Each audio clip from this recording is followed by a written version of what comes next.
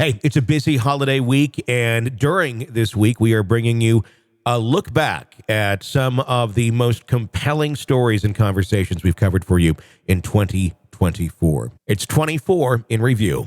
This is the Hidden Killers podcast with Tony Brueski, featuring former FBI special agent and chief of the counterintelligence behavioral analysis program, Robin Dreeke.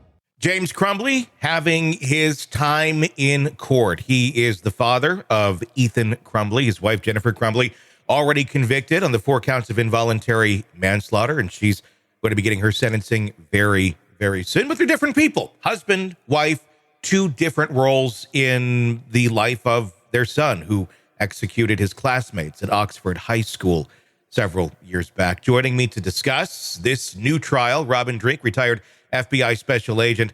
What do you think is going to happen here? Are we going to see a carbon copy of what happened with Jennifer Crumbly, or is this going to be a very different approach, considering what we saw and how it ended for Jennifer?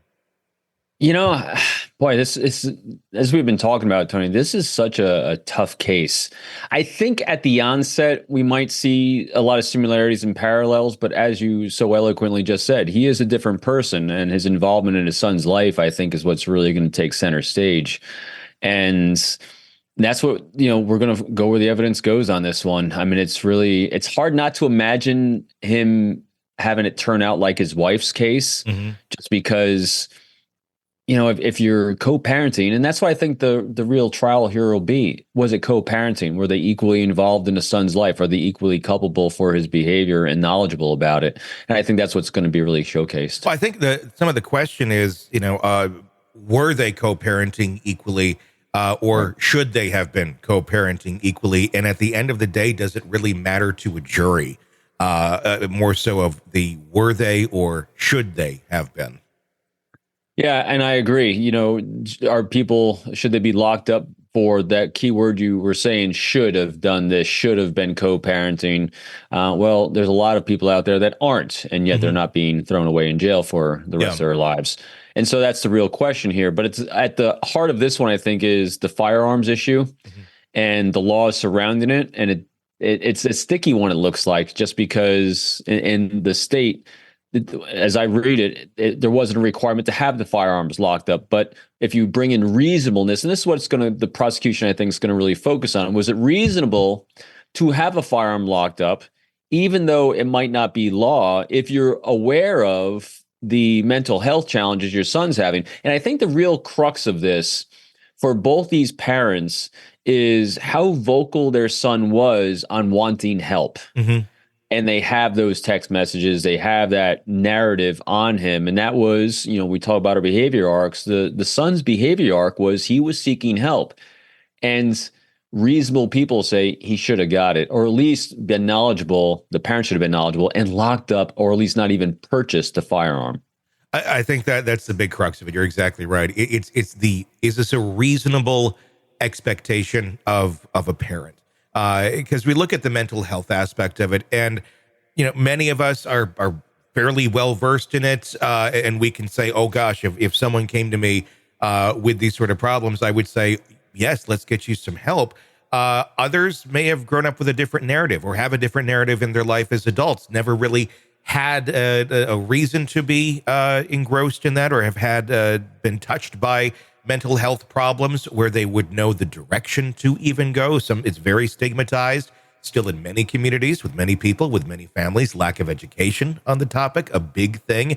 So you have to take a look at it and go, is it reasonable for them to have understood that because of what their son was saying, that he needed some mental health help?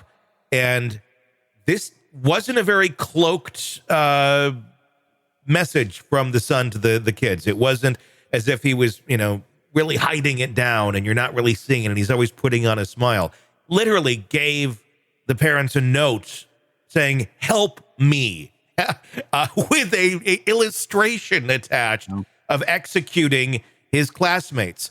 So is it reasonable for them to have made a choice to get him the help that he needed? I don't know how better it could have been spelled out for them. Even if you have no education in that world, and you don't know much about mental health or therapies or anything like that or counseling to realize maybe I should go in that direction. I agree. I mean, he, as you're even describing it again, as every time we read this case, this is one of the most tragic cases I think we're going to cover. Yeah. Because everything failed. And it was, and so the path of destruction was all children, from him literally screaming for help. I mean, when have we ever seen that in a case? Sure. Where someone was so self-aware enough to know, I need help. Please, please, please help. I mean, literally sounding like he's pleading for it, not getting it, and then killing all these kids. Yeah. It doesn't get more tragic than that. No, it doesn't. I mean, anything that any therapist will ever tell any parent, especially when going through some sort of trauma, is going to be do what is best for the kids. Be there for the kids. Put the kids before you. Now, I understand that they were in a tough situation. It sounds like James Crumbly had recently lost his job. He was very depressed, and rightfully so. That's a human emotion. People can be there, but it sounds like he was really trying to make ends meet as best as he could. Maybe wasn't as present as he wanted to be, doing the DoorDash, I believe, and out quite a bit. But that's the thing. You need to be there for your kids and put them first. Yes, monetarily, you need to provide. You need to keep a roof over their head, feed them. But sometimes it's something I think that a lot of parents will miss and realize that, the kids still do come first. You may want to have that extra time doing this or that. And I don't know what else he was doing extracurricular-wise, James, but you have to be there for those kids emotionally, mentally. Otherwise, yes, you end up sometimes with kids like this that feel so disconnected from life, that feel so disconnected from family and any sort of support system. And if there's a mental illness underlying there, you get an Ethan Crumbly. Yeah.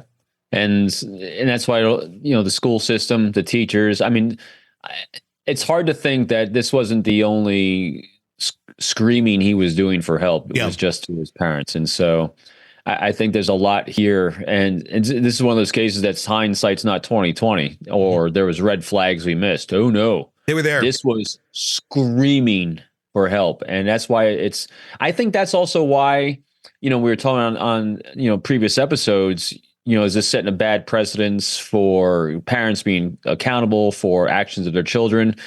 This is, I think, from what we've seen from other cases, this is a little bit more extreme and a little bit more in your face. These weren't red flags being missed. This was a scream for help.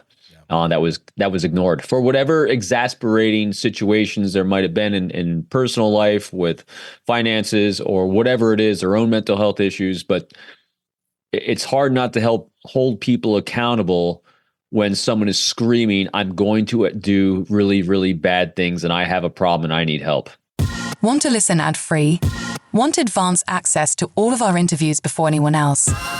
Become a True Crime Today Premium Plus subscriber on Apple Podcasts. You get every episode commercial-free. So you can binge on true crime until you can binge no more. Search True Crime Today Premium Plus on Apple Podcasts now, or go to our podcast page and sign up now. More of the Hidden Killers podcast next.